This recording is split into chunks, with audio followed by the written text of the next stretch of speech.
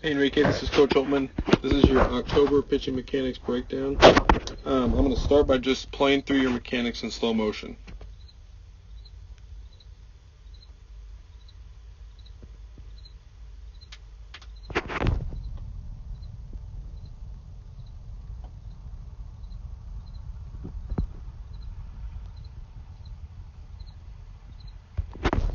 Okay, so I like to break pitching mechanics down into 5 phases. Okay, the first phase is known as hip load. That's where our body's at as we go into leg lift. Okay, a couple things I look for. I want to see that front knee track towards your back shoulder. All right, which you have, and that's pretty good. I also want to see your hands stay together during this time. So I notice you have the glove tap. All right, I don't think the glove tap is all terrible, but the problem is, see how your hands never come together?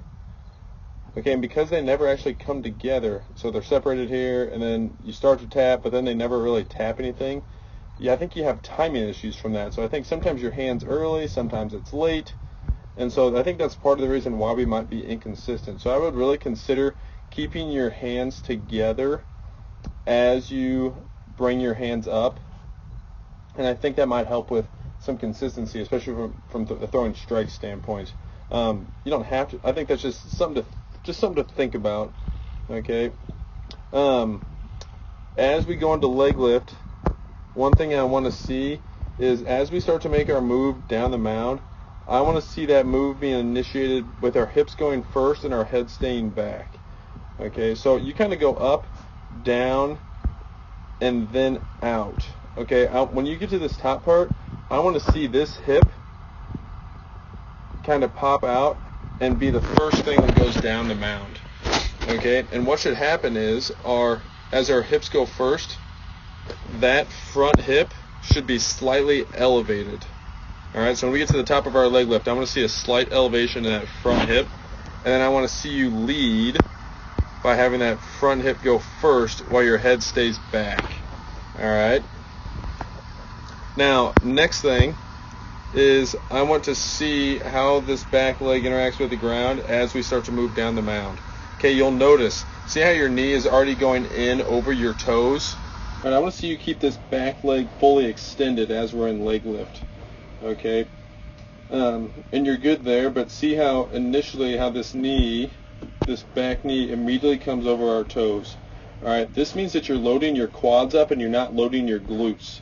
Okay, and when we load our quads in order to rotate, we're not able to move as effectively down the mound, and we're not able to rotate as efficiently, and we can lose a lot of power.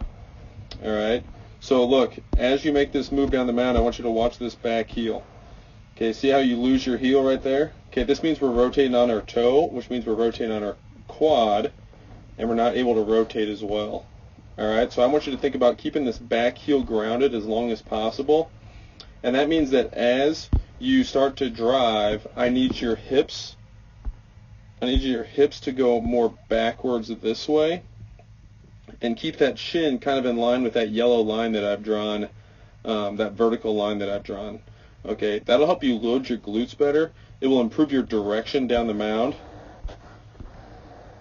All right, it'll help improve your direction down the mound, which will help improve your command. Okay, I think one reason that you struggle throwing strikes is because your body, your lower half direction is moving this way. Okay, you can see where your knees point, it's moving that way. And then you got to recorrect and then come back in order to throw to the catcher. All right, so I think that along with the glove tap can cause some timing issues, which makes it really hard to be consistent for you. Okay, but as we start to move down the mound, and we can look at it from the side view, so now I'm looking at the right screen. As we move down the mound, see how that knee isn't really tracking in, this knee isn't really tracking in towards the catcher, but it's actually kind of staying, it's coming towards the camera. All right, I want to see this back knee go that direction, all right, instead of towards me. Okay, if you compare the right to the left, all right, I'll clear this all and we'll start from the beginning. Okay, if you compare the right to the left, okay, this back knee should be going this way, all right, but instead it's actually going left to right, all right. So Enrique, I really want to think about improving our lateral drive down the mound. Okay, improving that direction I think will really help improve your ability to throw strikes. Okay, so then as we get into front foot strike, okay, things don't look too terrible here. The only thing is we want to be able to keep our center of mass, our head, behind that midline. Okay, we want to be able to use all of that mass in the center of our body and our trunk. All right, your chest, your abs, all of that stuff. We want that weight shifted back behind that center line because then we can put all that weight into the throw. All right, when your head's that far forward, you're not able to use any of that mass behind the ball, and so you're not able to throw as hard. Okay, and I think that's why you have a hard time transferring your pull downs to the mound. Okay, because when you're throwing pull downs, you put all of your mass behind it, and you're able to throw 89. But then when you throw off the mound, because you're rotating off this toe onto this toe early, all the way back here, your mass has to shoot out forward. Okay, and we're not able to put the center of your body, your trunk has to shoot out forward in order to balance yourself, and you're not able to put any of that behind the throw. All right, and so there's a big energy loss there. Okay, and then as we get into release, another place where we're losing a lot of energy is with our front leg. So as I release the ball, my front leg should be fully extended. Okay, if it's not fully extended, that means that we're leaking some energy out of our front leg, and because we're not blocking as effectively as we can be, and so we're losing some velocity. All right, remember, energy has to be transferred from your back leg to your front leg, and then up, out, through your trunk, up, out your arm. All right, and because you're not generating as much power as you possibly can from your back leg, and then you're losing power, what little power that you are generating from your back leg, you're losing it with the front leg. I think that's one reason why you're not able to throw as hard off the mound.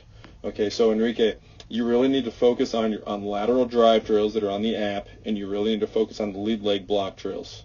All right, if you can do those two things, I think you'll see your velocity increase. All right. So those are my suggestions of things to work on over the next month, and a lot of it has to do with how we're setting up all the way back here and how this back leg's interacting with the ground, how we're generating energy all the way back in this position, and then how we're stopping the momentum in this position, and then how we're transferring it up out our arm when we get to here. Okay, if you have any questions, don't hesitate to ask, and keep working hard this off season, and that's all I got for you, Enrique. All right, thank you.